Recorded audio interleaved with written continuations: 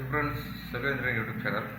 IPhone 7 வந்து force reset வந்து எப்படி பண்ணுறோன்னு சொல்லி பார்ப்போம். ஃபோர்ஸ் ரீசெட்டு ஒரு நேரம் வந்து ஒரு எரர் ஆகி ஐஃபோன் லோகோ மட்டும் ஸ்டக் ஆகி நிற்கும். அது வந்து ஃபோர்ஸ் ரீஸ்டார்ட் வந்து எப்படி பிசியே இல்லாமல் கம்ப்யூட்டரும் இல்லாமல் வந்து மொபைல் மட்டும் வச்சு எப்படி திரும்ப மொபைலை வந்து நார்மல் மோடுக்கு வந்து கொண்டு வரணும்னு சொல்லி இந்த வீடியோ வந்து பார்ப்போம்.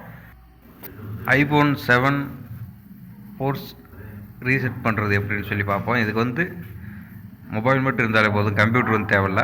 இதில் வந்து power button, volume down button ரெண்டையும் வந்து அட் அ டைமில் வந்து லாங் ப்ரெஸ் பண்ணுறப்ப ஒரு 2-3 மினிட்ஸ் வந்து லாங் ப்ரெஸ் பண்ணிக்கே இருக்குன்னா வந்து ஃபோர்ஸ் ரீஸ்டார்ட் வந்து ஆயிரும். Power button, volume down button iPhone 7க்கு வந்து ஒவ்வொரு மாடலுக்கும் ஒவ்வொரு விதமான ஒரு ஸ்ட்ரக்சர் வந்து இருக்கும். வால்யூம் டவுன் பட்டனை வந்து லாங் ப்ரெஸ் பண்ணிக்கங்க. அடுத்து பவர் பட்டன் ரெண்டையும் வந்து லாங் ப்ரெஸ் பண்ணிக்கே இருந்தீங்கன்னா ஆப்பிள் லோகோ வந்து வந்து ஆஃப் ஆகும்.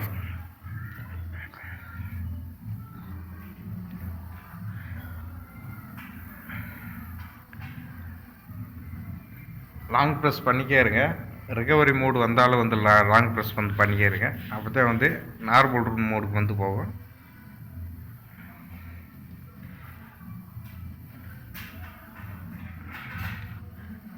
அது ஒவ்வொரு நேரம் வந்து நம்ம ஏதாவது ஒரு அப்டேட் பண்ணுறப்ப ஏதாவது இருக்க பாதியில் வந்து ஆஃப் ஆகிரும்.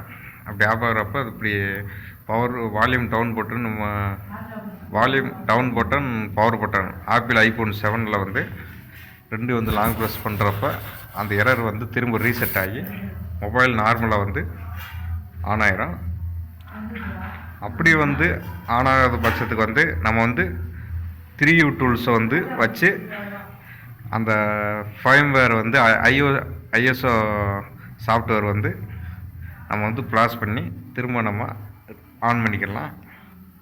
அது அப்படி ரெக்கவரி மோட்லேயும் பண்ண முடியல, டிஎப்பி மோடில் வந்து நம்ம வந்து ப்ளாஸ் பண்ணலாம். ஆப்பிள் ஐடி பாஸ்வேர்டு வந்து ஃபிண்ட் மை டிவைஸை வந்து ஆஃப் பண்ணியிருக்கேன். ஆஃப் பண்ணதே வந்து ப்ளாஸ் பண்ண முடியும். Thank you friends. Selvendran YouTube channel like பண்ணுங்கள், ஷேர் பண்ணுங்கள். Thank you friends.